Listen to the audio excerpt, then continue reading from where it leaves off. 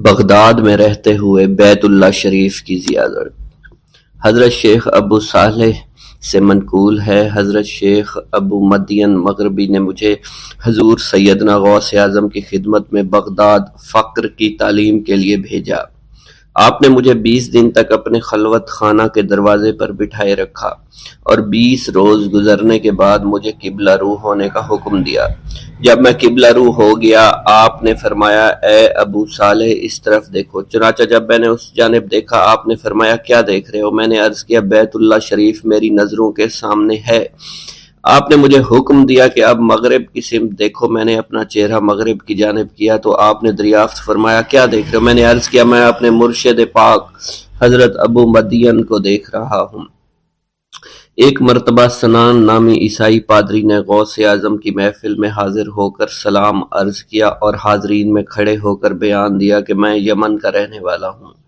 میں نے ارادہ کیا میں اسلام قبول کروں۔ اسی دوران میرے دل پہ یہ خیال پیدا ہوا کہ میں اس دور کی سب سے بڑی شخصیت کے دست مبارک پر کلمہ پڑھوں۔ اس سوچ کے دوران مجھے نیند آ گئی۔ خواب میں مجھے حضرت سیدنا عیسیٰ علیہ السلام کی زیارت نصیب ہوئی۔ آپ نے مجھ سے ارشاد فرمایا کہ تم بغداد شریف چلے جاؤ اور شیخ عبد القادر جیلانی کے دست حق پر اسلام قبول کرو، کیونکہ اس وقت وہ روئے زمین پر تمام لوگوں میں افضل و اعلیٰ ہیں۔ حضرت شیخ عمر الکیمانی رحمۃ اللہ علیہ سے منقول ہے، ایک مرتبہ حضرت سیدنا غوث اعظم کی خدمت میں 13 لوگ دائرہ اسلام میں داخل ہونے کے لیے حاضر ہوئے۔ ان لوگوں نے بیان کیا کہ ہم عرب کے عیسائی ہیں، ہم نے کلمہ پڑھنے کا ارادہ کیا، ابھی سوچ رہے تھے کہ کسی مرد کامل کے دست حق پر کلمہ پڑھیں۔ ہمیں ہاتف غیب سے آواز سنائی دی کہ بغداد جا کر شیخ عبد القادر جیلانی کے دست مبارک پر کلمہ پڑھو۔ حضرت ابو الحسن علی سے منقول ہے، فرماتے ہیں، ایک مرتبہ ایک جماعت کثیر کے ہمراہ حضرت سیدنا غوث اعظم کی زیارت باسعادت کے لیے روانہ ہوا۔ اسی دوران بے شمار لوگ میرے پاس آتے رہے، اپنی مشکلات کے حل کے لیے مجھ سے کہتے رہے، میں حضور سیدنا غوث اعظم سے ان کی سفارش کروں گا۔ حضرت ابو الحسن علی بن ملاعب القواس فرماتے ہیں، رستے میں ایک بد اخلاق لڑکا بھی ہمارے قافلے میں شامل ہو گیا۔ مجھے اس کا علم تھا کہ یہ اکثر و بیشتر ناپاک رہتا ہے اور بول و براز کے بعد استنجا بھی نہیں کرتا۔ حسن اتفاق کے حضور سیدنا غوث اعظم سے بھی رستہ میں ملاقات ہو گئی۔ حضرت ابو الحسن علی فرماتے ہیں، میں نے حضور سیدنا غوث اعظم کی خدمت میں لوگوں کے پیغامات پہنچائے اور پھر مجھ سمیت میرے ساتھ تمام موجودہ لوگوں نے آپ کے ہاتھ مبارک کو ازراہ عقیدت چومنا شروع کر دیا۔ وہ فرماتے ہیں، جب اس بد اخلاق لڑکے نے حضور سیدنا غوث اعظم رحمۃ اللہ علیہ کا ہاتھ مبارک چوما تو بے ہوش ہو کر زمین پر گر پڑا۔ جب اس کو ہوش آیا تو اس کے چہرہ پر داڑھی نمودار ہو چکی تھی اور اس نے آپ کے دست حق پر توبہ کی، پھر اس کا شمار نیکوں میں ہوا۔ حضرت شیخ زین الدین فرماتے ہیں، میں نے حضور سیدنا غوث اعظم سے علم حاصل کیا۔ اللہ عز و جل نے مجھے 1 سال میں اتنا علم دیا کہ دوسروں کو وہ علم 20 سال میں بھی نصیب نہ ہوا ہوگا۔ میں نے آپ سے مصر جانے کی اجازت طلب کی تو آپ نے فرمایا، دمشق پہنچ کر غازیوں کو مصر میں داخل ہونے کے لیے تیار پائے گا تاکہ اس پر قابض ہو جائیں، مگر ان سے کہنا وہ ہرگز کامیاب نہیں ہوں گے، ہاں دوسری مرتبہ وہ ضرور کامیاب ہوں گے۔ حضرت شیخ زین الدین فرماتے ہیں، جب میں دمشق پہنچا میں نے وہی حال پایا۔ آپ نے بیان فرمایا، میں نے ان سے کہا تو وہ نہ رکے۔ جب میں مصر پہنچا میں نے خلیفہ کو ان کو مقابلے کے لیے تیار کیا۔ میں نے خلیفہ سے کہا، گھبراؤ نہیں، تم کامیاب ہو جاؤ گے۔ جب غازی مصر پہنچے تو ان کو شکست ہوئی۔ شیخ زین الدین فرماتے ہیں، خلیفہ نے مجھے اپنا ندیم خاص مقرر کر دیا اور اپنے ہر راز سے مجھے واقفیت دے دی۔ پھر دوسری مرتبہ غازی آئے، انہوں نے مصر پر قبضہ کر لیا۔ مجھے حضور سیدنا غوث اعظم کے قول کے مطابق ہر ایک سے 1.5 لاکھ دینار ملے۔ مجھے مصر میں ہر خاص و عام میں مقبولیت حاصل ہو چکی تھی اور بے شمار لوگ میرے واعظ سے مستفیض ہونے لگے تھے۔ حضرت سیدنا غوث اعظم شیخ عبد القادر جیلانی کی خدمت میں ایک عورت حاضر ہوئی۔ آپ سے دعا کی درخواست کی کہ اس کے ہاں اولاد ہو آپ نے مراقبہ میں جا کر لوح محفوظ کا مشاہدہ کیا تو وہاں لکھا تھا اس عورت کی قسمت میں اولاد نہیں ہے۔ آپ نے اللہ کے حضور اس کے لیے دعا فرمائی۔ غیب سے ندا آئی اس کے ہاں اولاد نہیں، آپ اس کے حق میں دعا جاری رکھیں یہاں تک کہ غیب سے آپ کو ندا آئی کہ ہم نے آپ کی دعا کی بدولت اس کو 7 لڑکے عطا فرمائے۔ چنانچہ اس عورت کے ہاں یکے بعد دیگرے 7 لڑکوں کی دعا کی پیدائش ہوئی۔ حضرت شیخ ابو الخیر منقول ہے، فرماتے ہیں میں شیخ ابو حسن اور شیخ خلیل بن احمد اور شیخ ابو عبداللہ کی خدمت میں حاضر تھے۔ آپ نے فرمایا تم سب اپنی اپنی حاجات بیان کرو، میں انشاءاللہ تمہاری حاجات پوری کروں گا۔ شیخ ابو سعود نے کہا کہ میں ترک دنیا اختیار کرنا چاہتا ہوں۔ شیخ ابو قائد نے کہا میں مجاہدی کی قوت چاہتا ہوں۔ شیخ ابوالزاد نے کہا کہ میں خوف الہی چاہتا ہوں۔ شیخ فارسی نے کہا اللہ کے ساتھ میرا ایک حال ہے جسے میں کھو بیٹھا میں چاہتا ہوں کہ میرا وہ حال لوٹ آئے۔ شیخ جمیل نے کہا میں حفظ وقت چاہتا ہوں۔ شیخ عمر نے کہا کہ میں علم کی زیادتی چاہتا ہوں۔ حضرت شیخ ابو الخیر محفوظ فرماتے ہیں حضور سیدنا غوث اعظم نے فرمایا انشاءاللہ تم سب کی حاجات جلدی پوری ہوں گی۔ چنانچہ آپ کا قول پورا ہوا اور تمام لوگوں کی حاجات پوری ہوئیں ماں سوائے شیخ خلیل کے، کیونکہ حضرت شیخ خلیل نے قطبیت مانگی تھی جس کا ابھی وقت نہیں آیا تھا۔ حضرت ابو سعود فرماتے ہیں حضرت شیخ حماد دباس کی خدمت میں حاضر ہو کر عرض کیا حضور میں ملک شام کی جانب مال تجارت لے کر جانا چاہتا ہوں اور میرا یہ قافلہ تیار ہے، میرے پاس 700 دینار کا مال ہے۔ حضرت شیخ حماد دباس نے فرمایا اگر تم اس سال سفر کرو گے تو تم سفر میں ہی قتل کر دیے جاؤ گے اور تمہارا تمام مال و اسباب لوٹ لیا جائے گا۔ حضرت حماد عباس کی بات سن کر وہ تاجر حضور سیدنا غوث اعظم کی خدمت میں حاضر ہوا اور حضرت حماد باس کی بات بیان کر دی۔ آپ نے فرمایا کہ تم سفر پر جاؤ میں تمہارا ضامن ہوں۔ آپ کا فرمان سن کر وہ سامان تجارت لے کر شام پہنچا۔ اپنا تمام مال فروخت کرنے کے بعد وہ تاجر اپنے کسی کام سے حلب گیا، وہاں ایک مقام پر اس نے 1000 دینار رکھ دیا اور حلب میں اپنی قیام گاہ پر واپس آ گیا۔ اس نے خواب میں دیکھا عرب بتوؤں نے ایک قافلہ لوٹا ہے، قافلہ کے کئی آدمیوں کو قتل کیا ہے جس میں وہ شامل ہے۔ اس کے بعد وہ بیدار ہوا، گھبرا کر اس جگہ پہنچا جہاں اس نے 1000 دینار رکھے تھے۔ اس کے دینار وہیں پر رکھے اس کو مل گئے۔ دینار لے کر واپس قیام گاہ پہنچا، بغداد شریف واپس جانے کی تیاری شروع کر دی۔ جب وہ تاجر بغداد شریف واپس پہنچا تو پہلے حضرت حماد باس کی خدمت میں حاضر ہوا تو آپ نے فرمایا کہ تم پہلے حضور سیدنا غوث اعظم کی خدمت میں حاضر ہوا، کیونکہ وہ محبوب سبحانی ہیں، انہوں نے اللہ کے حضور تمہارے لیے 70 مرتبہ دعا مانگی یہاں تک کہ تمہاری حقیقت کو خواب میں بدل دیا گیا۔ وہ تاجر آپ کی خدمت میں حاضر ہوا اور آپ نے حضرت حماد باس کی بات کی تصدیق کی۔ بسم اللہ الرحمن الرحیم۔ حضور سیدنا غوث الاعظم حضرت سیدنا عبد القادر جیلانی رحمۃ اللہ علیہ فرماتے ہیں کہ احوال کے مشاہدہ اور کشف کے وقت اولیاء اللہ پر افعال خداوندی میں سے ایسی ایسی چیزوں کا ظہور ہوتا ہے جو عقلوں کو سلب کر لیتی ہے اور عادات و رسوم کو بکھیر دیتی ہے۔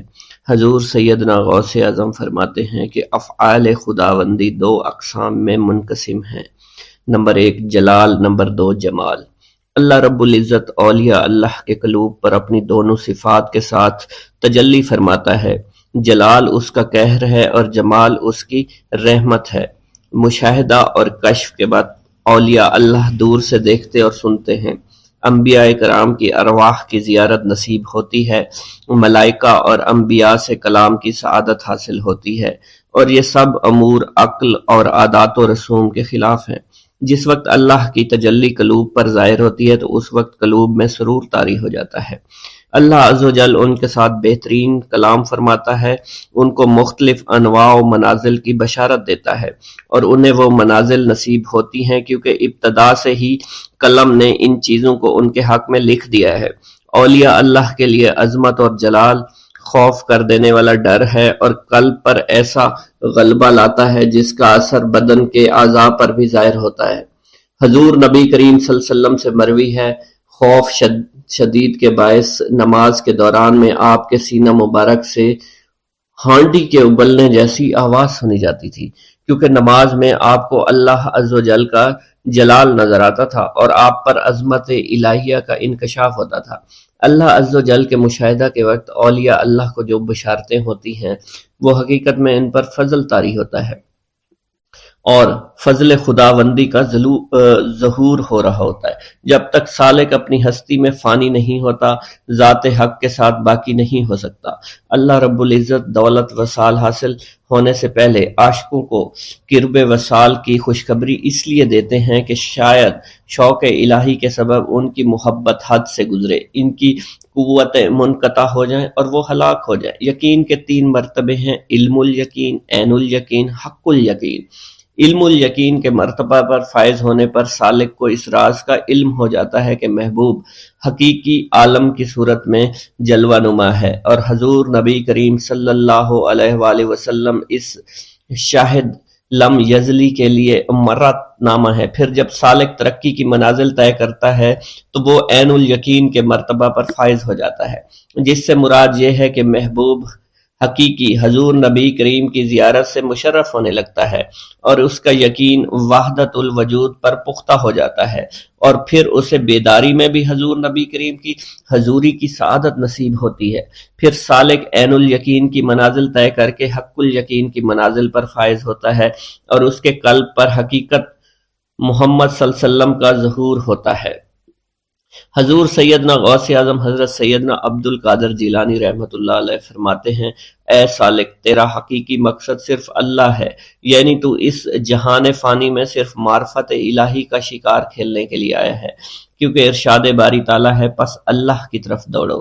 سالک کے لیے اس کا مقصود نہ آخرت ہے نہ دنیا، بلکہ اس کا مقصود صرف اور صرف اللہ عز و جل ہے اور نفس ہے، یعنی سالک اور اللہ کے درمیان حجاب نفس ہے۔ نفس سے مراد نفسانی خواہش ہیں، اور جب انسان اللہ عز و جل اور حضور نبی کریم کی اطاعت چھوڑ کر دنیاوی لذات شہوات میں مشغول ہو جاتا ہے تو اللہ عز و جل اس سے دور ہو جاتے ہیں۔ انسان 2 چیزوں کا مجموعہ ہے، بدن اور روح۔ اگر نفس کو غذا دی جائے تو بدن موٹا ہو جاتا ہے اور روح لاغر ہو جاتی ہے، اگر روح کو غذا دی جائے اور نفس کے ساتھ مجاہدہ کیا جائے تو اس سے روح موٹی تازی ہو جاتی ہے اور جسم لاغر ہو جاتا ہے۔ ارشاد باری تعالیٰ ہے: میں نے جن و انس کو اپنی عبادت کے لیے پیدا کیا ہے تاکہ وہ مجھے پہچانے۔ نفس اللہ کی ضد ہے اور اس کا دشمن ہے، یعنی وہ شخص جو اپنی نفسانی خواہش کی پیروی کرتا ہے وہ اللہ کے حکم کی عدولی کر رہا ہوتا ہے۔ ایک مرتبہ دریائے دجلہ میں سیلاب آ گیا۔ دریا کی طغیانی کی شدت کی وجہ سے لوگ پریشان حالت میں حضور سیدنا غوث اعظم شیخ سید عبد القادر جیلانی رحمۃ اللہ علیہ کی خدمت میں حاضر ہوئے۔ آپ نے اپنا عصائے مبارک پکڑا ہوا تھا اور دریائے دجلہ کے کنارے پہنچ کر عصائے مبارک کو زمین میں گاڑ دیا اور فرمایا: اے دریا بس رک جا۔ آپ کا فرمانا تھا کہ دریا کی طغیانی کم ہو گئی۔ حضرت شیخ عبد الجبائی سے منقول ہے: میری ملاقات ہمدان میں ایک شخص طریف سے ہوئی۔ یہ شخص دمشق کا رہائشی تھا۔ اس نے مجھے بتایا دوران سفر میری ملاقات بشر المفرزی سے ہوئی جو 14 اونٹوں پر شکر لادے ہوئے تھے۔ انہوں نے مجھے بتایا کہ دوران سفر میرا گزر ایک جنگل سے ہوا۔ رات کا وقت تھا، میرے پاس 4 اونٹ اس جنگل میں گم ہو گئے۔ میں نے ان کو بہت تلاش کیا لیکن کامیاب نہ ہوا، یہاں تک کہ صبح ہو گئی۔ میں نے پریشانی کے عالم میں حضور سیدنا غوث الاعظم حضرت سیدنا عبد القادر جیلانی کو پکارا، کیونکہ آپ نے دوران واز ایک مرتبہ فرمایا تھا کہ جب بھی کوئی مشکل درپیش ہو تو مجھے پکارو۔ چنانچہ میں آپ کو پکارنے لگا۔ اس دوران مجھے ایک ٹیلے پر ایک شخص دکھائی دیا جس نے سفید لباس زیب تن کر رکھا تھا۔ اس شخص نے مجھے ہاتھ سے ایک جانب اشارہ کیا۔ جب میں ٹیلے کے نزدیک پہنچا تو وہ شخص غائب ہو چکا تھا۔ جب میں نے اس شخص کی بتائی ہوئی سمت میں نظر دوڑائی تو مجھے اپنے 4 اونٹ ماں سامان کے نظر آ گئے جنہیں میں ہانک کر لے آیا۔ گرا ہے بلاؤں میں بندہ تمہارا، مدد کے لیے آؤ یا غوث اعظم۔ مریدوں کو خطرہ نہیں بحر غم سے کہ بیڑے کے ہیں ناخدا غوث اعظم۔ حضور سیدنا غوث اعظم شیخ عبد القادر جیلانی کی ایک عورت مرید تھی جس پر ایک فاسق بدبخت عاشق ہو گیا۔ ایک دن وہ عورت رفع حاجت کے لیے نزدیک پہاڑ کی ایک غار میں گئی تو اس فاسق بدبخت کو خبر ہو گئی۔ اس بدبخت نے غار میں جا کر عورت کو پکڑ لیا اور عزت لوٹنے کی کوشش کرنے لگا۔ اس عورت نے بآواز بلند شیخ عبد القادر جیلانی کو مدد کے لیے پکارا۔ آپ اس وقت مدرسہ میں وضو فرما رہے تھے۔ آپ نے اپنی کھڑاؤں کو اس غار کی سمت میں پھینکا۔ وہ کھڑائیں اس فاسق کے سر پر لگنا شروع ہو گئیں، جس سے وہ بدبخت ہلاک ہو گیا۔ وہ عورت آپ کی کھڑائیں لے کر آپ کی خدمت میں حاضر ہوئی اور حاضرین محفل کے سامنے سارا ماجرا بیان کر دیا۔ شیخ عبداللہ جبائی بیان کرتے ہیں کہ ایک وقت میں کتاب حلیۃ الاولیاء ابن ناصر کو سنا رہا تھا کہ اسی اثنا میں مجھے رکت ہوئی اور خیال ہوا کہ میں مخلوق سے قطع تعلق کر کے گوشہ نشینی اختیار کروں اور عبادت الہی کرتا رہوں۔ میں اسی غرض سے حضرت شیخ عبد القادر جیلانی کی خدمت میں آیا، آپ کے پیچھے نماز پڑھی۔ جب آپ نماز سے فارغ ہوئے تو میں آپ کے سامنے ہو کر بیٹھ گیا۔ آپ نے مجھے دیکھ کر فرمایا، تم مخلوق سے قطع تعلق کرنا چاہتے ہو مگر ابھی نہیں، اول تم علم حاصل کرو، مشائخ طریقت کی خدمت میں رہ کر ان سے ادب اور سلوک سیکھو تو تمہیں اس وقت مخلوق سے انقطاع کرنا جائز ہوگا۔ اگر تم اس سے پہلے گوشہ نشینی اختیار کرو گے تو تمہاری مثال مرغ بے پر کی ہوگی۔ جب تمہیں کوئی دینی مشکل پیش ہوگی تو اس کو پوچھنے کے لیے باہر نکلو گے۔ گوشہ نشین ایسا شخص ہونا چاہیے جو کہ شمع کی طرح روشن ہو تاکہ لوگ اس کی نورانی روشنی سے فائدہ اٹھا سکیں۔ شیخ عبد العباس الخضر نے بیان کیا ہے کہ ہم کئی لوگ ایک شب کو حضرت شیخ عبد القادر جیلانی کے مدرسہ میں حاضر تھے۔ خلیفۃ المستجب باللہ ابو المظفر یوسف بن المختصہ امر اللہ آپ کی خدمت میں حاضر ہوا اور سلام کر کے آپ کے سامنے مؤدب ہو کر بیٹھ گیا۔ خلیفہ موصوف اس وقت آپ سے نصیحت کرنے کی غرض سے آیا اور اپنے ساتھ 10 تھیلیاں زر نقد بھروا لایا۔ یہ تھیلیاں خلیفہ موصوف نے آپ کے سامنے پیش کی۔ آپ نے ان کو لینے سے انکار کر دیا۔ خلیفہ موصوف نے آپ سے اصرار کیا کہ آپ اسے قبول فرما لیں، مگر آپ نے اس کے اصرار سے صرف 2 عدد ہی تھیلیاں اٹھائیں اور اپنے دائیں اور بائیں ہاتھ پر آپ نے ان تھیلیوں کو رکھا اور دونوں ہاتھوں سے نچوڑ دیا تو اس میں سے خون ٹپکنے لگا۔ آپ نے خلیفہ سے فرمایا کہ تم خدائے تعالیٰ سے نہیں شرماتے؟ لوگوں کا خون کر کے تم اس مال کو میرے پاس لائے ہو۔ خلیفہ موصوف یہ سن کر بے ہوش ہو گیا۔ پھر آپ نے فرمایا، اگر رسول اللہ سے اس کے نسب متصل ہونے کی عزت و حرمت مد نظر نہ ہوتی تو میں اس خون کو اس کے محلات تک بہا دیتا۔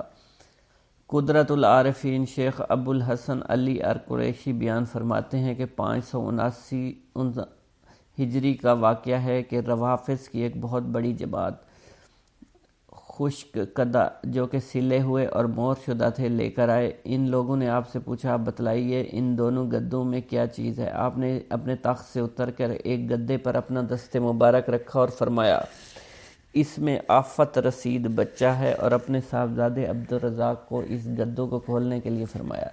جب وہ کھولا گیا تو اس میں سے وہی آفت رسیدہ بچہ نکلا۔ اس کو آپ نے دست مبارک سے اٹھا کر فرمایا، قم باذن اللہ، وہ اللہ تعالیٰ کے حکم سے کھڑا ہو گیا۔ پھر آپ نے دوسرے گدے پر اپنا دست مبارک فرمایا، اس میں صحیح و سالم تندرست بچہ ہے۔ اپنے بیٹے کو کھولنے کا حکم دیا، کھولا تو اس میں بچہ نکلا جو چلنے لگا۔ آپ نے اس کو پیشانی سے پکڑ کر فرمایا، بیٹھ جاؤ، تو وہ اللہ تعالیٰ کے بیٹھ گیا۔ آپ کی یہ کرامت دیکھ کر یہ لوگ اپنے روافظ نظریات سے تائب ہو گیا۔ نیز اس وقت آپ کی یہ کرامت دیکھ کر مجلس کے 3 شخصوں کی روح پرواز کر گئی، واللہ عالم۔ نیز شیخ موصوف بیان کرتے ہیں کہ ایک وقت میں آپ کی خدمت میں حاضر تھا، مجھے اس وقت ایک ضرورت پیش آئی، میں اسے پوری کرنے کی غرض سے نکلا۔ آپ نے فرمایا، چاہو، تم کیا چاہتے ہو؟ میں نے عرض کیا کہ فلاں امر کا خواستگار ہوں۔ میں اس وقت امور باطنی میں سے ایک امر کی خواہش کی تھی، چنانچہ اس وقت مجھے وہ حاصل ہو گیا۔ آپ کے رکابدار ابو العباس احمد بن محمد القریشی بغدادی بیان کرتے ہیں کہ ایک روز آپ سواری پر جامعہ منصوری تشریف لے گئے۔ جب آپ وہاں سے واپس آئے آپ نے اپنی چادر اتاری، چادر اتار کر پیشانی پر سے ایک بچھو نکال کر زمین پر ڈالا۔ جب یہ بھاگنے لگا تو آپ نے فرمایا مر جا، تو اسی وقت یہ بچھو مر گیا۔ پھر آپ نے مجھ سے فرمایا اس نے مجھ کو جامعہ حضوری سے یہاں تک 60 مرتبہ کاٹا۔ ایک دفعہ بغداد کی قحط سالی میں آپ سے تنگ دستی فاقہ کشی کی شکایت کی تو آپ نے مجھے قریباً 10-12 سیر گندم دیے اور فرمایا اسے لے جاؤ اور کوٹھے میں بند کر دو، اور صرف ایک طرف سے اس کا منہ کھول کر حسب ضرورت اس میں سے نکال لیا کرو، مگر اسے کبھی دیکھنا مت۔ چنانچہ اس گیہوں کو 5 سال تک کھاتے رہے۔ ایک دفعہ میری زوجہ نے اس کوٹھے کا منہ کھول کر دیکھا اس میں کتنے گیہوں ہیں، تو اس میں جس قدر اول روز دانے ڈالے تھے اتنے ہی معلوم ہوئے۔ پھر یہ گیہوں 7 روز میں ختم ہو گیا۔ میں نے آپ سے اس کا ذکر فرمایا، آپ نے کہا اگر تم اسے نہ دیکھتے تو اسی طرح کھاتے رہتے۔ عمر بن حسین بن خلیل بیان کرتے ہیں کہ میں ایک دفعہ آپ کی خدمت میں حاضر تھا، آپ کے روبرو ہی منہ گھٹے ہوئے بیٹھا تھا۔ اس وقت میں نے قندیل کی طرح ایک روشنی سی دیکھی جو آپ کے دہن مبارک سے 2-3 دفعہ قریب ہو کر واپس ہو گئی۔ میں نے نہایت متعجب ہو کر اپنے جی میں کہا کہ میں لوگوں سے ضرور اس کا ذکر کروں گا۔ آپ نے اسی وقت فرمایا کہ تم خاموش بیٹھے رہو، مجلس کی باتیں امانت ہوا کرتی ہیں۔ پھر میں نے آپ کی وفات تک اس کا ذکر کسی سے بھی نہیں کیا۔ شیخ ابو الحسن بیان کرتے ہیں کہ جب میں شیخ عبد القادر جیلانی رحمۃ اللہ علیہ کی خدمت میں رہ کر آپ سے تحصیل علم کیا کرتا تھا، اس وقت آپ ہی کا کوئی کام کرنے کی غرض سے اکثر اوقات شب بیداری کیا کرتا تھا۔ چنانچہ 553 ہجری کا واقعہ ہے کہ ایک شب کو آپ اپنے دولت خانہ سے باہر تشریف لائے۔ میں آپ کی خدمت میں آفتاب بھر کر لایا، مگر آپ نے انہیں نہیں لیا اور سیدھے آپ مدرسہ میں تشریف لے گئے۔ مدرسے کا دروازہ آپ ہی سے کھلا پھر آپ ہی سے بند ہو گیا۔ آپ باہر نکلے، میں بھی آپ کے پیچھے ہو لیا۔ اس کے بعد آپ بغداد کے دروازے پر پہنچے، یہ دروازہ بھی آپ ہی سے کھلا پھر آپ ہی سے بند ہو گیا۔ اس کے بعد ہم ایک شہر میں پہنچے جسے میں نے کبھی نہیں دیکھا تھا۔ اس میں پہنچ کر آپ ایک مکان میں داخل ہوئے جو کہ آپ کے مسافر خانے سے شبیہ تھا۔ اس مکان پر 6 لوگ تھے، انہوں نے آپ کو سلام کیا، آپ ذرا آگے چلے گئے، اس میں ایک کھمبے کے پاس ٹھہر گیا۔ یہاں سے میں نے نہایت پست آواز سے کسی کے آنے کی آوازیں سنی۔ کچھ منٹ بعد یہ آہٹ بند ہو گئی۔ اس کے بعد جہاں سے یہ آہٹ سنائی دیتی تھی ایک شخص اس طرف گیا اور وہاں سے ایک شخص کو کندھے پر اٹھا لایا۔ اس کے بعد ایک اور شخص جس کی مونچھیں دراز تھی، سر برہنہ تھا، آ کر آپ کے سامنے بیٹھ گیا۔ آپ نے اس کو کلمہ شہادت 3 دفعہ پڑھا کر اس کی مونچھیں تراشی، اسے ٹوپی پہنائی اور محمد اس کا نام رکھا اور فرمایا مجھے حکم ہوا ہے یہ شخص متوفی کا قائم مقام ہوگا۔ ان سب نے کہا بصر و چشم۔ پھر آپ وہاں سے روانہ ہوا۔ ہم تھوڑی دور چلے تھے، بغداد کے دروازے پر پہنچے۔ جس طرح پہلی دفعہ دروازہ کھلا بند ہوا، اسی طرح اب بھی دروازہ کھلا اور بند ہوا۔ اس کے بعد آپ مدرسہ تشریف لے اور مکان میں چلے گئے۔ جب صبح کو میں نے آپ سے سبق پڑھتے بیٹھا ہوا تھا تو میں نے آپ کو قسم دلا کر پوچھا کیا واقعہ تھا؟ آپ نے فرمایا یہ جو شہر تم نے دیکھا یہ نہاون تھا، جو کہ اطراف اور قرب و جوار میں ایک شہر کا نام ہے، اور یہ 6 اشخاص ابدال ونجا میں سے تھے، اور 7ویں شخص جس کی آہٹ سنائی دیتی تھی یہ بھی انہی میں سے تھے، اور اس وقت وہ وفات پانے والے تھے۔ اس لیے میں ان کے پاس گیا، اور جس شخص کو میں نے کلمہ شہادت پڑھایا وہ نصرانی اور قسطنطنیہ کا رہنے والا شخص تھا۔ مجھے حکم ہوا تھا کہ وہ شخص ان کا قائم مقام ہوگا، اس لیے وہ میرے پاس لایا گیا۔ اس نے اسلام قبول کر لیا، اب وہ ابدال و انجا میں ہے۔ اور جو شخص اپنے کندھے پر ایک شخص کو لایا تھا وہ ابو العباس حضرت خضر علیہ السلام تھے۔ آپ اسے لے کر آئے تھے تاکہ وہ متوفی کا قائم مقام بنایا جا سکے۔ یہ بیان فرمانے کے بعد آپ نے مجھ سے اس بات کا عہد لے لیا کہ میں آپ کی زیست تک اس کا واقعہ بیان نہ کروں، اور فرمایا تم میری زندگی میں کسی راز کو افشا مت کرنا۔ ابو سعید بغدادی بیان کرتے ہیں 537 ہجری کا واقعہ ہے، میری ایک دختر مسمات فاطمہ ایک خانہ کی چھت پر گئی تو اسے کوئی جن اٹھا کر لے گیا۔ اس کی ہنوز شادی نہیں ہوئی تھی، 16 برس کا اس کا سن تھا۔ میں نے حضرت شیخ عبد القادر جیلانی کی خدمت میں حاضر ہو کر واقعہ بیان کیا تو آپ نے مجھ سے فرمایا تم بغداد کے محلہ کرخ کے ویرانے میں جا کر 5ویں ٹیلہ کے نزدیک بیٹھ جاؤ، اپنے ارد گرد حصار کھینچ لو۔ حصار کھینچتے وقت بسم اللہ الرحمن الرحیم علی لیلۃ عبد القادر پڑھو۔ جب نصف شب گزرے گی تو تمہارے پاس سے مختلف صورتوں میں جنات کا گزر ہوگا، تم ان میں سے کچھ خوف بالکل مت کھانا۔ پھر صبح کو ایک بہت بڑے لشکر کے ساتھ تمہارے پاس ان کے بادشاہ کا گزر ہوگا، وہ تم سے تمہاری ضروریات دریافت کرے گا، تم ان سے کہنا کہ مجھے عبد القادر جیلانی نے تمہارے پاس بھیجا ہے۔ اس کے بعد تم اپنی دختر کا واقعہ بیان کر دینا۔ ابو سعید عبداللہ بن احمد فرماتے ہیں کہ میں آپ کے حسب ارشاد ویرانہ میں جا کر حصار کھینچ کر بیٹھ گیا، وہاں سے جنات کے متعدد گروہ کا ہیبت ناک صورتوں میں گزر ہوتا رہا، مگر میرے پاس حصار کے علاوہ کوئی نہیں آ سکتا تھا۔ آخر ایک لشکر کا گزر ہوا، ان کا بادشاہ گھوڑے پر سوار تھا، وہ میرے سامنے آ کر ٹھہر گیا، مجھ سے پوچھنے لگا تمہیں کیا ضرورت پیش آئی ہے؟ میں نے کہا شیخ عبد القادر جیلانی نے مجھے آپ کے پاس بھیجا ہے۔ جب اس نے آپ کا نام سنا گھوڑے پر سے اتر کر نیچے بیٹھ گیا، اسی طرح اس کے ساتھ اس کا لشکر بھی نیچے بیٹھ گیا۔ پھر اس نے مجھ سے کہا اچھا پھر انہوں نے تم کو کس لیے بھیجا ہے؟ میں نے اپنا قصہ بیان کیا۔ اس نے اپنے تمام لشکر سے دریافت کیا کہ ان کی دختر کو کون اٹھا کر لے گیا ہے، تو ان سب نے کہا معلوم نہیں کون لے گیا۔ اس کے بعد جن لایا گیا اور کہا گیا یہ چین کے جنات میں سے ہے، دختر اس کے ساتھ تھی۔ اس بادشاہ نے پوچھا تجھے کیا ہوا تھا؟ تو اسے قطب وقت کی رکاب داری میں سے اٹھا کر لے گیا تھا۔ اس نے کہا کہ یہ دختر مجھے اچھی لگی تھی اس لیے میں اس کو اٹھا کر لے گیا۔ بادشاہ نے اس کا کلام سنتے ہی اس کی گردن اڑا ڈالی اور لڑکی کو میرے حوالے کر دیا۔ اس کے بعد میں نے بادشاہ سے کہا آج کے سوا مجھے آپ لوگوں کا حضرت شیخ عبد القادر جیلانی کی تابعداری کرنا معلوم نہ تھا، تو وہ کہنے لگا کہ بے شک شیخ عبد القادر جیلانی ہم میں سے تمام سرکش لوگوں پر نظر رکھتے ہیں، اس لیے وہ آپ کے خوف سے بھاگ کر دور دراز مقام پر جا بسے، کیونکہ جب اللہ تعالیٰ کسی کو قطب وقت بنا دیتا ہے تو جن و انس دونوں پر اس کی حاکمیت بھی دیا کرتا ہے۔ بسم اللہ الرحمن الرحیم۔ آپ کے صاحبزادے شیخ عبد الجبار بن سیدنا شیخ عبد القادر جیلانی بیان کرتے ہیں کہ میری والدہ جب کسی اندھیرے مکان میں جاتی تو وہاں شمع کی طرف روشنی ہو جاتی تھی۔ ایک دفعہ ایک موقع پر میرے والد ماجد آئے، جب روشنی پر آپ کی نظر پڑی تو روشنی ختم ہو گئی۔ آپ نے ان سے فرمایا یہ روشنی شیطان کی تھی، اس لیے میں نے اسے خاموش کر دیا، اب میں اسے روشنی رحمانی سے تبدیل کیے دیتا ہوں، اور یہی معاملہ میرا اس کے ساتھ ہے جو کہ میری طرف منسوب ہو یا خود مجھے جس کا خیال ہو۔ اس کے بعد جب میری والدہ ماجدہ کسی اندھیرے مکان میں جاتی تو وہ روشنی چاند کی روشنی معلوم ہوتی تھی، رضی اللہ عنہ۔ شیخ عبداللہ جبائی بیان کرتے ہیں کہ ہمدان میں ایک شخص سے کہ جس کا نام ظریف تھا میری ملاقات ہوئی۔ یہ شخص دمشق کا رہنے والا تھا۔ اس نے مجھ سے ذکر کیا کہ نیشہ پور کے راستے میں بشر المفرزی سے میری ملاقات ہوئی، یہ اونٹوں پر شکر لادے جا رہا تھا۔ انہوں نے مجھ سے بیان کیا کہ ہمیں راستے میں ایک خوفناک بیابان پر اترنے کا اتفاق ہوا، جہاں خوف کی وجہ سے بھائی کے لیے بھائی نہیں ٹھہر سکتا۔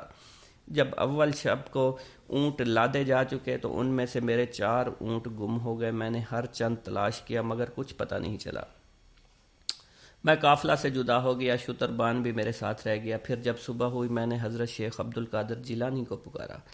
آپ نے مجھ سے فرمایا کہ جب تمہیں کوئی مشکل پیش آئے تو مجھ کو پکارنا، واللہ عالم تمہاری مشکل آسان ہو جائے گی۔ جب میں نے آپ کو پکارا کہ یا شیخ عبد القادر جیلانی میرے اونٹ نامعلوم کہاں چلے گئے، میں صبح تک انہیں دیکھتا رہا، کہیں پتہ نہ لگا۔ میں قافلہ سے جدا ہو گیا تو اس وقت ایک ٹیلے پر ایک شخص دکھائی دیا جو سفید لباس پہنے ہوا تھا۔ اس نے مجھے ایک طرف کو ہاتھ سے اشارہ کر کے بتلایا۔ پھر جب میں نے اسے ٹیلے پر چڑھ کر دیکھا تو مجھے کوئی نظر نہیں آیا۔ پھر ٹیلے کے دامن میں مجھے اپنے اونٹ بیٹھے دکھائی دیے، ان کا بوجھ ان پر لدا ہوا تھا۔ ہم نے انہیں پکڑ لیا اور انہیں لے کر اپنے قافلہ سے جا ملے۔ ابو الغنائم الحسنہ بیان کرتے ہیں میں ایک وقت مغرب اور عشاء کے درمیان میں آپ کے مدرسہ کی چھت پر تھا اور قریب ہی آپ بھی قبلہ رو بیٹھے ہوئے تھے۔ اس وقت میں نے ایک شخص کو ہوا پر اڑتا دیکھا جو تیر کی طرح اڑتا جا رہا تھا۔ اس کا لباس سفید سر پر امامہ بندھا ہوا تھا۔ جب آپ کے سامنے آیا آپ اور اتر کر مؤدب ہو کر آپ کے سامنے بیٹھ گیا۔ آپ کو سلام کر کے جب واپس چلا گیا میں نے اٹھ کر آپ کی دست بوسی کی، پوچھا کون تھے؟ آپ نے فرمایا یہ شخص رجال الغیب تھے جو کہ ہمیشہ پھرتے رہتے ہیں۔ شیخ ابو عمر عثمان بیان کرتے ہیں ایک وقت کا ذکر ہے، ہم صفر 555 ہجری کو آپ ہی کے مدرسہ میں آپ ہی کی خدمت میں حاضر تھے۔ اس وقت آپ نے اٹھ کر کھڑائیں پہنی، وضو کیا، وضو کر کے آپ نے 2 رکعت نماز پڑھی، پھر جب سلام پھیر کر نماز سے فارغ ہوئے آپ نے چیخ ماری، کھڑام اٹھا کر ہوا میں پھینک دی۔ اس کے بعد آپ نے ایک چیخ ماری، دوسری کھڑام بھی آپ نے ہوا میں پھینک دی، یہ دونوں کھڑائیں ہماری نظروں سے غائب ہو گئیں۔ پھر آپ خاموش ہو کر بیٹھ گئے۔ اس وقت آپ سے یہ واقعہ پوچھنے کی کسی کو جرت نہیں ہوئی۔ پھر 3 روز بعد ایک قافلہ آیا، کہنے لگا ہم نے حضرت شیخ عبد القادر جیلانی کی خدمت میں نذرانہ پیش کرنا ہے۔ ہم نے اس قافلہ کے اندر آنے کی اجازت دی، آپ نے اسے آنے کی اجازت دی، ہم سے فرمایا کہ جو کچھ یہ دیں لے لو۔ غرض اہل قافلہ اندر آئے، انہوں نے ریشمی اور اونی کپڑے، کچھ سونا، آپ کی دونوں کھڑائیں جو کہ آپ نے اس روز پھینکا تھا ہم کو دیا۔ پھر ہم نے باہر آ کر ان سے دریافت کیا یہ تمہیں کہاں ملی؟ انہوں نے بیان کیا کہ تیسری سفر کو ہم جا رہے تھے، راستے میں ہم کو بدوؤں نے آ کر لوٹ لیا، ہمارے قافلے سے بہت سے لوگوں کو مار ڈالا، ایک طرف جا کر ہمارا مال تقسیم کر رہے تھے۔ اس وقت ہم نے کہا کہ ان قزاقوں کے ہاتھ سے بچ کر صحیح و تندرست رہیں تو ہم اپنے مال میں سے شیخ عبد القادر جیلانی کا حصہ نکالیں گے۔ ہم یہ کہہ رہے تھے، ہم نے 2 بڑی بڑی چیخیں سنی جنہوں نے سارے بیابان کو ہلا دیا اور جس سے یہ تمام قزاق ہیبت زدہ ہو گئے۔ ہم سمجھے کہ کوئی شخص آ رہا ہے جو ان سے بھی مال کو چھین کر لے جائے گا۔ اتنے میں یہ ہمارے پاس آئے، کہنے لگے کہ آؤ تم اپنا مال اٹھا لو اور دیکھو ہمارا کیا حال ہو گیا ہے۔ ہم ان کے ساتھ گئے، ہم نے دیکھا ان کے دونوں سردار مرے پڑے تھے۔ غرض انہوں نے ہمارا مال ہمیں واپس کر دیا اور کہنے لگے یہ ایک نہایت عظیم الشان واقعہ ہے۔ ایک روز آپ کی مجلس سے ایک چیل آئی اور چلاتی ہوئی نکلی جس سے مجلس میں تشویش پھیل گئی، اور اسی روز ہوا بھی نہایت تیز تھی۔ آپ نے فرمایا کہ ہوا اس کا سر پکڑ لے۔ آپ کا فرمانا تھا کہ اس کا سر ایک طرف دھڑ ایک طرف گر گیا۔ اس کے بعد آپ نے تخت سے اتر کر اس کے سر کو اٹھایا اور اپنا دایاں ہاتھ اس پر پھیرا اور فرمایا بسم اللہ الرحمن الرحیم، تو وہ چیل زندہ ہو کر اڑ گئی۔ واللہ عالم۔ آپ نے اپنے عین عالم شباب کا ایک واقعہ بیان کیا ہے کہ جب پہلی دفعہ میں حج بیت اللہ کو گیا اس وقت میں عالم شباب میں تھا۔ جب میں منارہ معروف کرون کے قریب پہنچا تو یہاں شیخ عدی بن مسافر سے ملاقات ہوئی۔ آپ بھی اس وقت عین عالم شباب میں تھے۔ آپ نے مجھ سے پوچھا کہاں کا قصد ہے؟ میں نے کہا مکہ معظمہ کا۔ آپ نے پوچھا کیا میرا آپ کے ساتھ ہو سکتا ہے؟ میں نے کہا کیوں نہیں، میں ایک تنہا شخص ہوں۔ آپ نے کہا الا حاذ القیاس، میں بھی تنہا ہوں۔ غرض ہم دونوں ایک ساتھ چل پڑے۔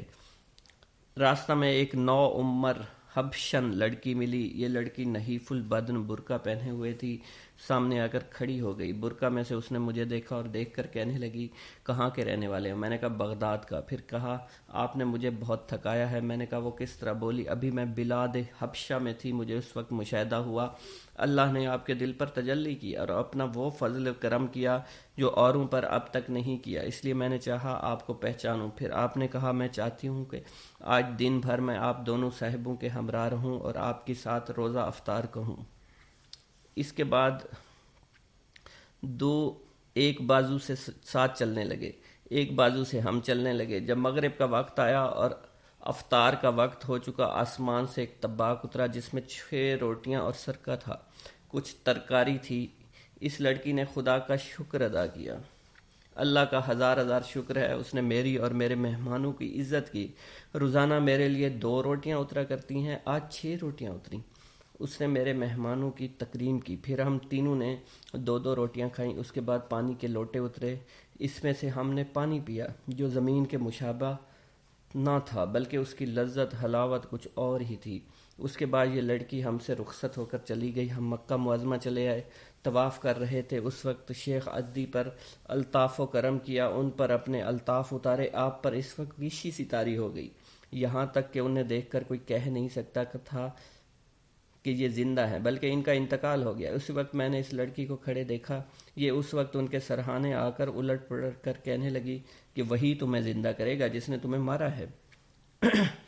پاک ہے اس کی ذات، اس کی تجلی نور جلال سے حادث نہیں ہوتی، مگر اسی کے ثبوت کے لیے اس کے ظہور صفات سے کائنات قائم نہیں ہے، مگر اس کی تائید سے اس کی تقدیس کی شعاؤں نے عقل کی آنکھوں کو بند اور جوان مردوں کی دانائی کو محدود کر رکھا ہے۔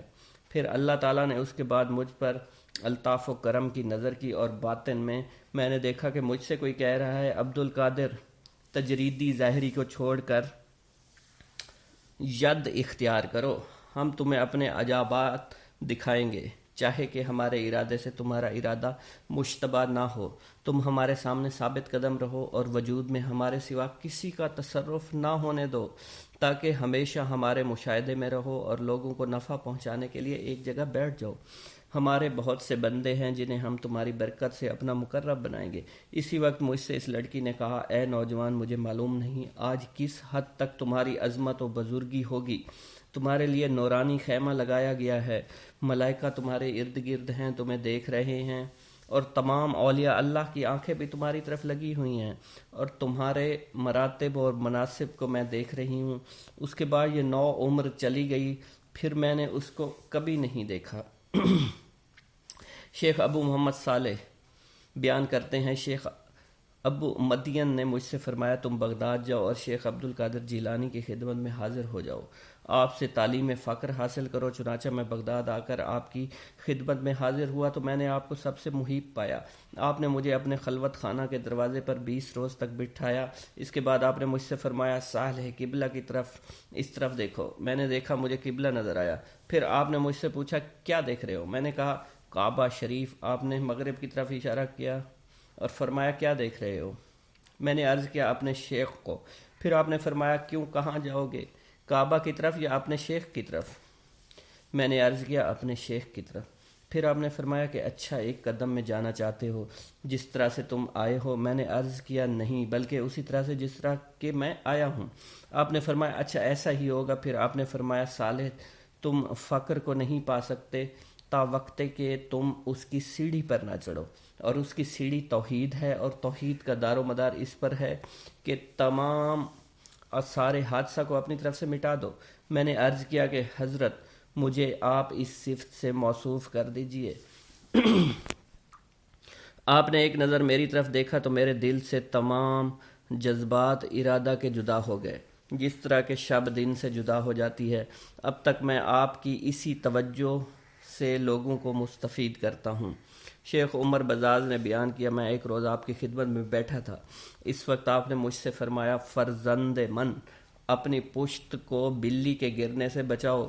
میں نے اس وقت اپنے جی میں کہا کہ چھت میں کوئی روزن تو ہے نہیں، میرے اوپر بلی کہاں سے گرے گی؟ میں نے اپنا یہ کلام پورا نہیں کیا تھا، ایک بلی میری پشت پر گر گئی۔ آپ نے میرے سینہ پر اپنے دستے مبارک مارا تو میرا دل روشن سورج کی طرح روشن ہو گیا۔ اس وقت مجھ پر تجلیات الہی ہونے لگی، اور اب روز بروز نور ترقی پاتا ہے۔ السلام علیکم۔ حضرت شیخ عبد القادر جیلانی رحمۃ اللہ علیہ کے خاندانی حالات۔ آپ کے نانا سید عبداللہ سومئی رحمۃ اللہ علیہ جیلان کے مشہور مشائخ اور روسا میں سے تھے۔ بڑے زاہد، متقی، مجاب الدعوات، قائم اللیل، صائم النہار، صابر، شاکر، منکسر المزاج اور صاحب کرامت ولی تھے۔ ضعیف و نحیف اور بڑی عمر کے ہونے کے باوجود کثیر النوافل اور دائم الذکر تھے۔ عجم کے مشہور مشائخ سے بھی فیوض و برکات حاصل کیے ہوئے تھے۔ آپ کی کرامات مشہور اور زبان و زد خلائق عام تھی۔ چنانچہ شیخ ابو عبداللہ محمد مخزومی کا بیان ہے کہ ایک دفعہ ہمارے بعض احباب تجارت کا مال لے کر ایک قافلہ کے ساتھ سمرقند کی طرف گئے۔ جب وہاں ایک صحرا میں پہنچے تو بہت سے مسلح سواروں نے انہیں آ گھیرا۔ حیرانی استجاب کے عالم میں انہوں نے بآواز بلند شیخ عبداللہ موسعی کو پکارا۔ مان پکارتے ہی کیا دیکھتے ہیں شیخ عبداللہ ان کے درمیان کھڑے فرما رہے ہیں، یعنی ہمارا پروردگار پاک اور بے عیب ہے، اے سوارو ہم سے دور ہو جاؤ۔ اس کا سننا تھا کہ گھوڑ سوار اپنے سواروں کو پہاڑوں کی چوٹیوں، جنگلوں، بیابانوں کی طرف لے کر بھاگے اور پھر واپس کبھی نہ آئے۔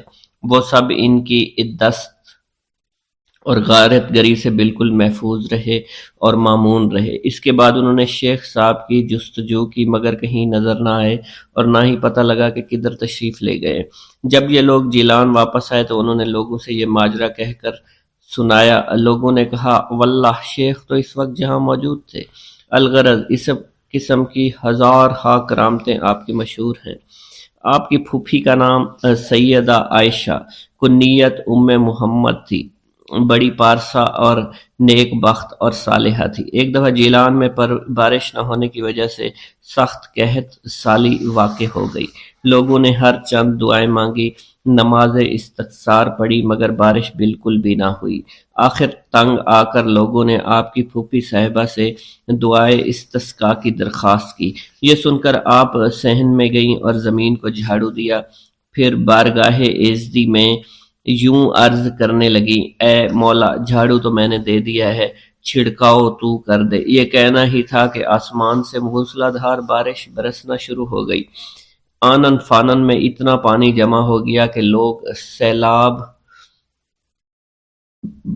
باراں کو چیرتے بمشکل گھروں پہنچے۔ آپ کی وفات بھی جیلان میں ہوئی۔ آپ کے والد ماجد مشہور ہے کہ حضرت شیخ عبد القادر جیلانی رحمۃ اللہ علیہ کے والد ماجد سید ابو صالح کو جنگ سے بہت انس تھا، اسی وجہ سے آپ کا لقب جنگی دوست ہو گیا۔ جنگی دوست فارسی لفظ ہے، اس کے معنی جنگ سے محبت یا انس رکھنے والا ہے۔ آپ نے زمانہ کے بلند مرتبہ، متقی، پرہیزگار اور موضوع حقیقت سے واقف کار لوگوں میں سے تھے۔ کہتے ہیں کہ ریاضات و مجاہدات کے دوران میں ایک دفعہ آپ کو تیسرا فاقہ تھا۔ آپ دریا کے کنارے بیٹھے تھے، دریا میں ایک سیب بہتا ہوا آپ کو دکھائی دیا، جسے آپ نے پکڑ کر تناول فرما لیا۔ بعد میں آپ کے دل میں یہ خطرہ گداز ہوا کہ معلوم نہیں یہ سیب کس کا ہے، میرے لیے اس کا کھا لینا کیوں کر حلال ہو سکتا ہے۔ یہ خیال پیدا ہوتے ہی آپ اپنی قصور معاف کروانے کے لیے مالک سیب کی جستجو میں دریا کے کنارے کنارے چلے۔ کئی روز متواتر سفر کرنے کے بعد آپ کو آب رواں کے قریب نہایت عظیم الشان عمارت ملی، جس میں ایک بہت وسیع باغ تھا۔ اس باغ میں سیب کا ایک بہت بڑا درخت بھی نظر آیا، جس کی شاخیں میوہ سے لدی ہوئی تھی، سطح آپ پر پھیلی ہوئی تھی۔ ان شاخوں سے پختہ سیب ٹوٹ ٹوٹ کر پانی میں گر رہے تھے۔ آپ کو یقین ہو کیا جو سیب آپ نے تناول فرمایا تھا وہ اسی درخت کا ہے۔ چنانچہ آپ نے مالک باغ کے متعلق دریافت کیا۔ تحقیقات کے بعد معلوم ہوا کہ اس باغ و محل کے مالک حضرت سید عبداللہ سومئی رحمۃ اللہ علیہ ہیں۔ آپ ان کی خدمت میں حاضر ہوئے اور سارا ماجرا عرض کر کے معافی کی درخواست کی۔ حضرت عبداللہ تاڑ گئے کہ یہ شخص بندگان خدا میں سے ہے۔ فرمایا 12 برس ہماری خدمت میں رہو تب وہ معاف ہوگا۔ آپ نے بصر و چشم منظور فرما لیا۔ 12 سال کی مدت ختم ہوئی تو حضرت عبداللہ سومئی نے فرمایا کہ ایک خدمت اور ہے، اسے بھی انجام دے دو، تب سے معاف کروں گا۔ وہ یہ کہ میری ایک لڑکی ہے جس میں 4 عیب ہیں، آنکھوں سے ادھی ہے، کانوں سے بہری ہے، ہاتھوں سے لولی ہے اور پاؤں سے لنگڑی ہے۔ اس عاجزہ کا نکاح قبول کرو، بعد نکاح 2 سال ہماری خدمت میں اور رہو، تاکہ اس نکاح کا نتیجہ ایک فرزند کی صورت میں اپنی آنکھوں سے دیکھ سکوں۔ اس کے بعد جہاں جی چاہے جب جی چاہے چلے جانا۔ آپ نے اسے بھی قبول فرما لیا۔ جب نکاح کے بعد صاحبزادی کا سامنا ہوا، کیا دیکھتے ہیں اس کے تمام اعضاء صحیح و سالم ہیں۔ اس کے حسن و جمال کے آگے 14ویں رات کا چاند شرماتا ہوگا۔ اس حلیے کو عجیب پا کر تمام شب اس سے کنارہ کشی اختیار کی۔ دوسرے دن صبح کو حضرت عبداللہ سومی رحمۃ اللہ علیہ نے فراست سے سارا حال دریافت فرما کر ابو صالح سے کہا، میں نے اپنی لڑکی کی جو صفات تم سے بیان کی تھی وہ سب من و عن صحیح ہیں۔ نااہرم کے لیے اس کی آنکھیں اندھی ہیں، غیر حق بات کہنے کے لیے اس کے کان بہرے ہیں، مس سے نامحرم کے لیے اس کے ہاتھ لولے ہیں اور تمہارے حکم کے خلاف قدم اٹھانے کے لیے اس کے پاؤں لگڑے ہیں۔ اس توجیہ کا سن کر ابو صالح کے قلب میں اپنی بیوی کی بڑی قدر و منزلت ہوئی اور دونوں ہنسی خوشی رہنے لگے۔ حضرت ابو صالح ابتدا سے لے کر اوسط عمر تک بالکل لاوالد رہے۔ آخری عمر میں آ کر اولاد پیدا ہوئی۔ آپ کی والدہ ماجدہ کنیت ام الخیر، لقب ام الجبار اور نام فاطمہ تھا، سید عبداللہ سومی کی دختر تھی۔ 60 سال کی عمر میں حضرت شیخ عبد القادر جیلانی رحمۃ اللہ علیہ کے بطن سے تولد ہوئے۔ بسم اللہ الرحمن الرحیم۔ حضور سیدنا غوث العظم حضرت سیدنا عبد القادر جیلانی رحمۃ اللہ علیہ فرماتے ہیں کہ احوال کے مشاہدہ اور کشف کے وقت اولیاء اللہ پر افعال خداوندی میں سے ایسی چیزوں کا ظہور ہوتا ہے جو عقلوں کو سلب کر لیتی ہے اور عادات و رسوم کو بکھیر دیتی ہے۔ حضور سیدنا غوث اعظم فرماتے ہیں کہ افعال خداوندی 2 اقسام میں منقسم ہیں، نمبر 1 جلال، نمبر 2 جمال۔ اللہ رب العزت اولیاء اللہ کے قلوب پر اپنی دونوں صفات کے ساتھ تجلی فرماتا ہے۔ جلال اس کا قہر ہے اور جمال اس کی رحمت ہے۔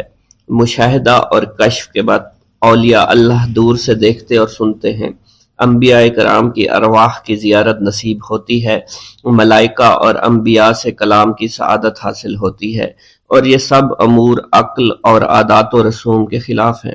جس وقت اللہ کی تجلی قلوب پر ظاہر ہوتی ہے تو اس وقت قلوب میں سرور طاری ہو جاتا ہے۔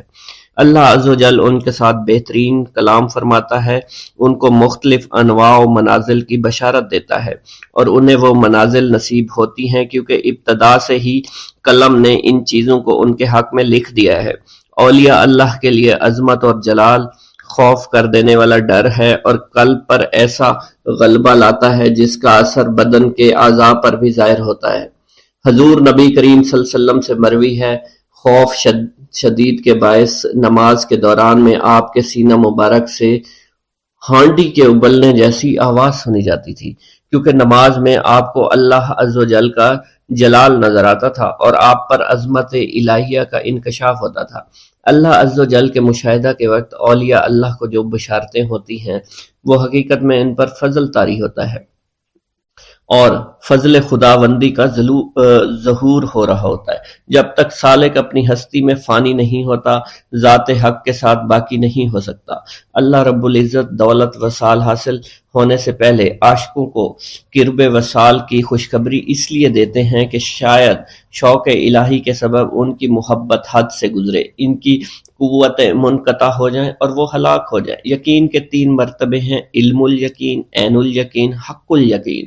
علم الیقین کے مرتبہ پر فائز ہونے پر سالک کو اس راز کا علم ہو جاتا ہے کہ محبوب حقیقی عالم کی صورت میں جلوہ نما ہے، اور حضور نبی کریم صلی اللہ علیہ وآلہ وسلم اس شاہد لم یزلی کے لیے مرت نامہ ہے۔ پھر جب سالک ترقی کی منازل طے کرتا ہے تو وہ عین الیقین کے مرتبہ پر فائز ہو جاتا ہے، جس سے مراد یہ ہے کہ محبوب حقیقی حضور نبی کریم کی زیارت سے مشرف ہونے لگتا ہے اور اس کا یقین وحدت الوجود پر پختہ ہو جاتا ہے، اور پھر اسے بیداری میں بھی حضور نبی کریم کی حضوری کی سعادت نصیب ہوتی ہے۔ پھر سالک عین الیقین کی منازل طے کر کے حق الیقین کی منازل پر فائز ہوتا ہے اور اس کے قلب پر حقیقت محمد صلی اللہ علیہ وسلم کا ظہور ہوتا ہے۔ حضور سیدنا غوث اعظم حضرت سیدنا عبد القادر جیلانی رحمۃ اللہ علیہ فرماتے ہیں، اے سالک، تیرا حقیقی مقصد صرف اللہ ہے، یعنی تو اس جہان فانی میں صرف معرفت الہی کا شکار کھیلنے کے لیے آیا ہے، کیونکہ ارشاد باری تعالیٰ ہے پس اللہ کی طرف دوڑو۔ سالک کے لیے اس کا مقصود نہ آخرت ہے نہ دنیا، بلکہ اس کا مقصود صرف اور صرف اللہ عز و جل ہے اور نفس ہے، یعنی سالک اور اللہ کے درمیان حجاب نفس ہے۔ نفس سے مراد نفسانی خواہش ہیں، اور جب انسان اللہ عز و جل اور حضور نبی کریم کی اطاعت چھوڑ کر دنیاوی لذات شہوات میں مشغول ہو جاتا ہے تو اللہ عز و جل اس سے دور ہو جاتے ہیں۔ انسان دو چیزوں کا مجموعہ ہے، بدن اور روح۔ اگر نفس کو غذا دی جائے تو بدن موٹا ہو جاتا ہے اور روح لاغر ہو جاتی ہے۔ اگر روح کو غذا دی جائے اور نفس کے ساتھ مجاہدہ کیا جائے تو اس سے روح موٹی تازی ہو جاتی ہے اور جسم لاغر ہو جاتا ہے۔ ارشاد باری تعالیٰ ہے، میں نے جن و انس کو اپنی عبادت کے لیے پیدا کیا ہے تاکہ وہ مجھے پہچانے۔ نفس اللہ کی ضد ہے اور اس کا دشمن ہے، یعنی وہ شخص جو اپنی نفسانی خواہش کی پیروی کرتا ہے وہ اللہ کے حکم کی عدولی کر رہا ہوتا ہے۔ ایک مرتبہ دریائے دجلہ میں سیلاب آ گیا۔ دریا کی طغیانی کی شدت کی وجہ سے لوگ پریشان حالت میں حضور سیدنا غوث اعظم شیخ سید عبد القادر جیلانی رحمۃ اللہ علیہ کی خدمت میں حاضر ہوئے۔ آپ نے اپنا عصائے مبارک پکڑا ہوا تھا اور دریائے دجلہ کے کنارے پہنچ کر عصائے مبارک کو زمین میں گاڑ دیا اور فرمایا، اے دریا بس رک جا۔ آپ کا فرمانا تھا کہ دریا کی طغیانی کم ہو گئی۔ حضرت شیخ عبد الجبائی سے منقول ہے، میری ملاقات ہمدان میں ایک شخص طریف سے ہوئی۔ یہ شخص دمشق کا رہائشی تھا۔ اس نے مجھے بتایا دوران سفر میری ملاقات بشر المفرزی سے ہوئی جو 14 اونٹوں پر شکر لادے ہوئے تھے۔ انہوں نے مجھے بتایا کہ دوران سفر میرا گزر ایک جنگل سے ہوا۔ رات کا وقت تھا، میرے پاس 4 اونٹ اس جنگل میں گم ہو گئے۔ میں نے ان کو بہت تلاش کیا لیکن کامیاب نہ ہوا، یہاں تک کہ صبح ہو گئی۔ میں نے پریشانی کے عالم میں حضور سیدنا غوث الاعظم حضرت سیدنا عبد القادر جیلانی کو پکارا، کیونکہ آپ نے دوران واز ایک مرتبہ فرمایا تھا کہ جب بھی کوئی مشکل درپیش ہو تو مجھے پکارو۔ چنانچہ میں آپ کو پکارنے لگا۔ اس دوران مجھے ایک ٹیلے پر ایک شخص دکھائی دیا جس نے سفید لباس زیب تن کر رکھا تھا۔ اس شخص نے مجھے ہاتھ سے ایک جانب اشارہ کیا۔ جب میں ٹیلے کے نزدیک پہنچا تو وہ شخص غائب ہو چکا تھا۔ جب میں نے اس شخص کی بتائی ہوئی سمت میں نظر دوڑائی تو مجھے اپنے 4 اونٹ ماں سامان کے نظر آ گئے جنہیں میں نے ہانک کر لے آیا۔ گرا ہے بلاؤں میں بندہ تمہارا، مدد کے لیے آؤ یا غوث اعظم۔ مریدوں کو خطرہ نہیں بحر غم سے کہ بیڑے کے ہیں ناخدا غوث اعظم۔ حضور سیدنا غوث اعظم شیخ عبد القادر جیلانی کی ایک عورت مرید تھی جس پر ایک فاسق بدبخت عاشق ہو گیا۔ ایک دن وہ عورت رفع حاجت کے لیے نزدیک پہاڑ کے غار میں گئی تو اس فاسق بدبخت کو خبر ہو گئی۔ اس بدبخت نے غار میں جا کر عورت کو پکڑ لیا اور عزت لوٹنے کی کوشش کرنے لگا۔ اس عورت نے بآواز بلند شیخ عبد القادر جیلانی کو مدد کے لیے پکارا۔ آپ اس وقت مدرسہ میں وضو فرما رہے تھے۔ آپ نے اپنی کھڑاؤں کو اس غار کی سمت میں پھینکا۔ وہ کھڑائیں اس فاسق کے سر پر لگنا شروع ہو گئیں جس سے وہ بدبخت ہلاک ہو گیا۔ وہ عورت آپ کی کھڑائیں لے کر آپ کی خدمت میں حاضر ہوئی اور حاضرین محفل کے سامنے سارا ماجرا بیان کر دیا۔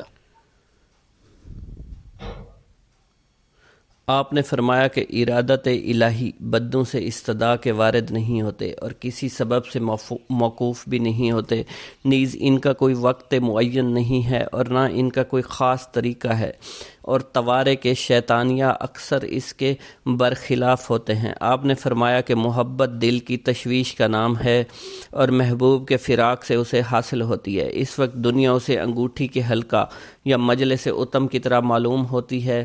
محبت وہ شراب ہے، اس کا نشہ کبھی اتر نہیں سکتا۔ محبت محبوب سے خواہ ظاہر ہو خواہ باطن ہو، ہر حال میں خلوص نیتی کرنے کا نام ہے۔ محبت جز محبوب کے سبب سے آنکھیں بند کر لینے کا نام ہے۔ عاشق محبت کے نشہ سے ایسے مست ہوتے ہیں کہ انہیں بجز مشاہدہ محبوب کے کبھی ہوش نہیں آتا۔ وہ ایسے مریض ہیں کہ بغیر دیدار محبوب کے صحت نہیں پاتے۔ انہیں اغیار سے حد درجہ کی وحشت ہوتی ہے، بغیر مولا انہیں کسی سے انسیت نہیں ہوتی۔ آپ نے فرمایا توحید مقام حضرت القدس کے اشارات سر ضمائر و خفائے سرسرائے کا نام ہے۔ وہ قلب کا منتہائے انکار سے گزر جانے، اعلیٰ درجات وصال میں پہنچنے اور اقدام تجرید سے تقرب الہی میں جانے کا نام ہے۔ آپ نے فرمایا کہ تجرید محبوب کو پا کر استقلال کے ساتھ مقام سر کو غور و فکر سے خالی رکھنا، اور تنزل میں اطمینان کے ساتھ مخلوق کو چھوڑ کر نہایت خلوص سے حق کی طرف رجوع کرنا ہے۔ معرفت کے متعلق آپ نے فرمایا کہ معرفت یہ ہے مشیات الہیہ میں سے ہر شے کے اشارے سے جو کہ اس کی توحید کی طرف کر رہی ہے، خفایاء مکنونات و شواہد حق پر مطلع، اور ہر فانی کی فنا سے علم حقیقت کا ادراک، اور اس میں ہیبت ربوبیت اور تاثیر کو دل کی آنکھ سے معائنہ کرے۔ ہمت کی نسبت آپ نے فرمایا کہ وہ نفس کو جب دنیا سے اور روح کو تعلق عقبہ سے دور رکھنا چاہے اور ارادہ مولا سے تبدیل اور مقام سر کو اشارہ کون سے خواہ ایک لمحے کے برابر کے لیے ہی صحیح خالی کرنا ہے۔ حقیقت کے متعلق آپ نے فرمایا حقیقت یہ ہے کہ اس کے متضاد اس کے منافی نہیں ہوتے، اور نہ حقیقت کے مقابلہ میں وہ باقی رہ سکتے ہیں بلکہ اس کے اشارات سے باطل اور فنا ہو جاتے ہیں۔ اعلیٰ درجات ذکر کے متعلق آپ نے فرمایا اعلیٰ درجات ذکر یہ ہے کہ اشارات الہیہ سے دل متاثر ہو، یہی ذکر دائمی ہے جسے نسیان کچھ نقصان نہیں پہنچا سکتا اور نہ غفلت اس میں کچھ کدورت پیدا کر سکتی ہے۔ اسی صورت میں سکون نفس خطرہ سب ذاکر ہو جاتے ہیں۔ بہترین ذکر یہ ہے کہ خطرات الہیہ سے جو مقام سر میں وارد ہوتے ہیں پیدا ہو۔ شوق کے متعلق آپ نے فرمایا بہترین شوق وہ ہے کہ جو کہ مشاہدہ سے پیدا ہو اور لقاء کے بعد بھول نہ بلکہ ہمیشہ انس باقی رہے۔